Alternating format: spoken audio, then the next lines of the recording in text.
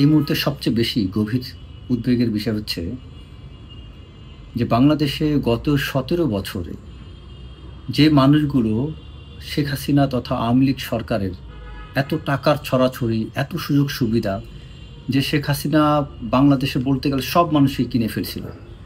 সেই মুহূর্তে যে মানুষগুলো পরীক্ষিত, বিক্রি হয়নি, যারা অনেক কষ্ট করে মামলা হামলা সব কিছু সুযোগে টিকে ছিল, আজকে সেই মানুষগুলোর মধ্যেই এই ৫ই আগস্টের পরে বিভাজন তৈরি হয়েছে। কিভাবে? এখানে খুব সূক্ষ্ম একটা ষড়যন্ত্র আছে। একটা সময় ছিল বাংলাদেশকে ভারত লেভেলিং করেছিল রাজাকার নাম দিয়ে। আওয়ামী লীগকে শিখিয়ে দিয়েছিল যে আপনারা রাজাকার লেভেলিং করে একটা গ্রুপকে শেষ করে দেন, যাতে জাতির মধ্যে বিভেদ হয়। এখন রাজাকার লেভেল দেওয়ার মতো সুযোগটা আর নেই। তাহলে এখন কি লেভেলিংটা হবে? এখন বাংলাদেশে এই মুহূর্তে হচ্ছে নতুন একটা লেভেলিং থিওরি অ্যাপ্লাই হচ্ছে। সেই লেভেলিং থিওরিটা কি? বাংলাদেশে এখন ভারত বুঝে গিয়েছে যে বাংলাদেশে এখন রাজাকার বললে আর কোনো গ্যাঞ্জাম অ্যানার্কি তৈরি হবে না। বাংলাদেশে এখন বাংলাদেশের মানুষ দুইটা কথা শুনলে তাদের উপর মানুষ ক্ষেপে যায়। একটা হচ্ছে যদি কেউ বলে ও ভারতপ্রেমী, তাহলে বাংলাদেশের মানুষ ক্ষেপে যায়। আরেকটা হচ্ছে যদি কেউ বলে যে এই ব্যক্তি আওয়ামী লীগ করে অথবা সে নাস্তিক, তাহলে তার উপর মানুষ সব ক্ষেপে যায়।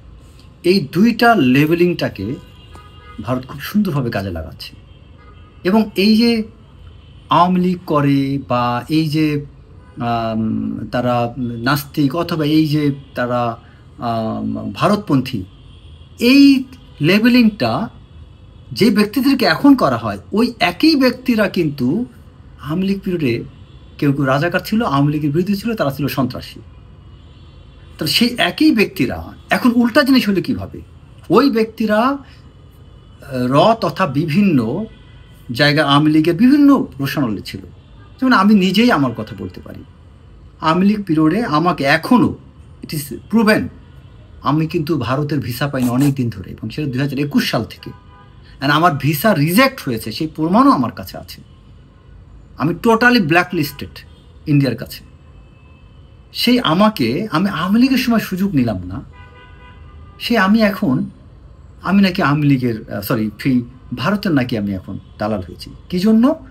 আমি ভারতের মিডিয়াতে অনেক বক্তব্য দিয়েছি, কিন্তু দুঃখের বিষয় হচ্ছে ভারতের মিডিয়া নিয়ে যে আমি এত বক্তব্য দিয়েছি, একটা বক্তব্য বের করেন তো যেই বক্তব্যে আমি ডক্টর মোহাম্মদ ইউনূসকে হাইলাইট করি নাই, যেখানে সেনাপ্রধান, আর্মি, বাংলাদেশকে হাইলাইট করি নাই।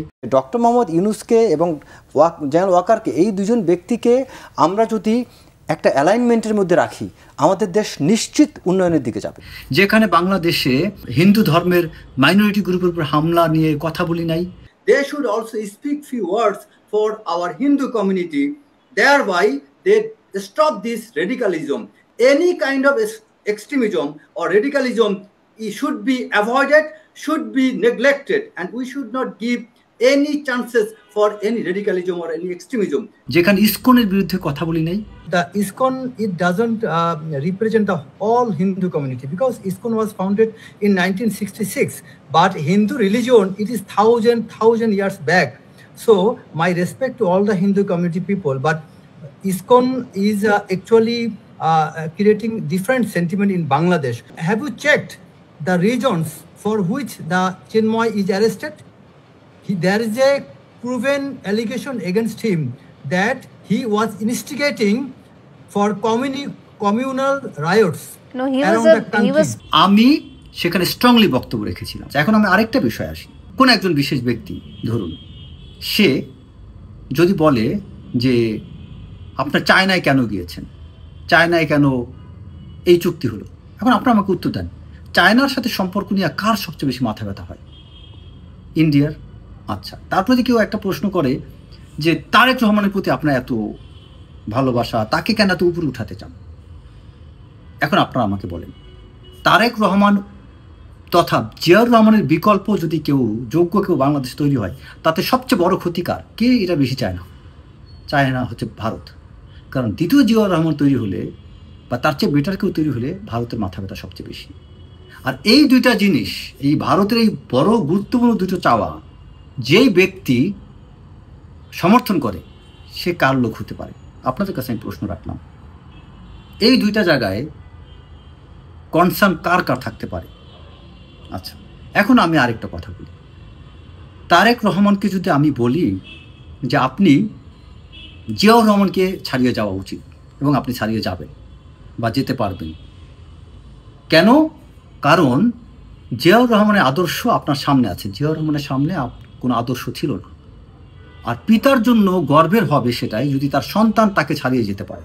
এখানে আমি ভুল কি বলছি? আমি তারেক রহমান যদি বাংলাদেশে বড় কিছু হয় এটা আমাদের গর্ব করা উচিত, এটা নিয়ে এত মাথা ব্যথা হবে কেন? আচ্ছা, এখন দেখেন বিভিন্ন সোশ্যাল, আমি একটা ফেসবুকে একটা পোস্ট দিয়েছি, আমি সিম্পল মানে একটা স্টেটমেন্ট, সেখানে আমি তারেক রহমান তথা বিএনপি নিয়ে বলেছি, তিনি যে বিএনপিকে নিয়ে যে পরিকল্পনা করছেন, এই বিএনপি সব যদি সত্যি তেমন বিএনপি বাংলাদেশে তৈরি হয় তাহলে এই বিএনপির প্রতি মানুষের সম্মান থাকবে, ভালোবাসা থাকবে, বিরোধী শক্তি হওয়া সত্ত্বেও তারা বিএনপিকে সম্মান করবে। রাজনৈতিক বিরোধী দল হলেও একটা ভালো রাজনৈতিক দলকে কিন্তু সম্মান করে।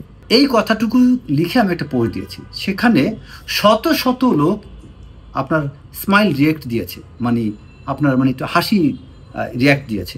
আমি ফেসবুকে 2008 সাল 9 সাল থেকে অ্যাক্টিভ, অনেক লেখালেখি করি, কোনো দিন এত হাস্যকর হাসি দেওয়া রিয়াক্ট পড়ে নাই, এই গত 4-5 দিনে পড়ছে। কেন? কারণ আমার অবস্থানের কারণে। আমি যখনই আমার অবস্থান ভারতের বিরুদ্ধে কিছু জায়গায় স্পষ্ট হয়ে গেল, তখনই সাথে সাথে আমার পিছনে একটা গ্রুপ লেগে গেল। অথচ যারা এই স্মাইল রিয়াক্ট দিচ্ছে, আমি অনেকের প্রোফাইলে ঢুকে দেখলাম এই মানুষগুলো কিন্তু খারাপ না, সমস্যা হচ্ছে এদের ব্রেন ওয়াশ করা হয়েছে। এটা হচ্ছে আমাদের বাংলাদেশের জন্য সবচেয়ে বড় হুমকি, সবচেয়ে বড় ষড়যন্ত্র, যে আমাদের 17 বছরের পরীক্ষিত মানুষগুলোর মধ্যে বিভাজন তৈরি হয়ে গিয়েছে। এই জুলাই অভ্যুত্থানের পরে আমরা যে কিছু কিছু কাজ তৎক্ষণাৎ যদি আমরা বৈপ্লবিক সরকার গঠন করতাম, এই সর্বনাশটা আমাদের হতো না। আজকে আমরা সেই বৈপ্লবিক সরকার গঠন করতে না পারার কারণে বিভিন্ন ইস্যুতে আমাদের মধ্যে বিভাজন, যে কারণে আমি মনে করি এভাবে যদি চলতে থাকে আপনারা সবাই পরাজিত হবেন, আবার সেই পুরনো ফ্যাসিস্ট ক্ষমতা গ্রহণ করবে। আমি এখানে অন্যায় কোনো কিছু বলি নাই, আমি তাড়াতাড়ি ইলেকশনের কথা বলেছি, কিন্তু আমি সংস্কারের বিপক্ষে না, কারণ সংস্কার হচ্ছে না, যেসব সংস্কার হওয়ার কথা তা হচ্ছে না। অনেক জায়গাগুলোতে কোর্ট কাছারি বিভিন্ন জায়গায় সে আগের মধ্যে চলতেছে। তাহলে আমার যেহেতু সংস্কার হচ্ছেই না, তাহলে আমার নির্বাচন করে সরকার ক্ষমতায় আসুক। আর যদি সংস্কার হয় ফাইন, ফ্যান্টাস্টিক, আসুক, সংস্কার হোক, আমরা সাথে আছি।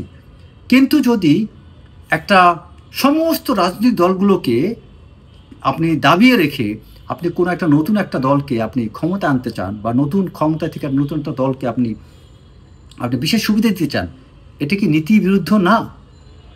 আপনারা চিন্তা করেন, অন্তর্বর্তীকালীন সরকারের কাছ থেকে এনসিপি নামক যে পার্টি হয়েছে, তারা যে সুযোগ সুবিধা প্যাট্রোনাইজেশনটা পাচ্ছে, এটা কি অন্য কেউ পাচ্ছে? আচ্ছা, এই সমালোচনা করলাম মানে কি আমি এনসিপির বিরুদ্ধে? আমি তো এখনও বলতেছি এনসিপির যারা আছে এরা বাংলাদেশের বীর, কিন্তু বাংলাদেশে মুক্তিযুদ্ধে যারা বীর ছিল সেই বীররাও তো আওয়ামী লীগের যখন ক্ষমতা আসছে তখন বাংলাদেশে 71 থেকে 75 নোংরামি করছে না? বলেন কেন শেখ মুজিবকে হত্যা করতে হয়েছিল? সেই পরিবেশ কেন তৈরি হয়েছিল? শেখ মুজিব কি একা দায়ী ছিল? দানব তৈরি হয়েছিল না? তারাও তো মুক্তিযোদ্ধা ছিল, তারা তো আরো বড় কিছু ছিল, বাংলাদেশকে স্বাধীন করেছে।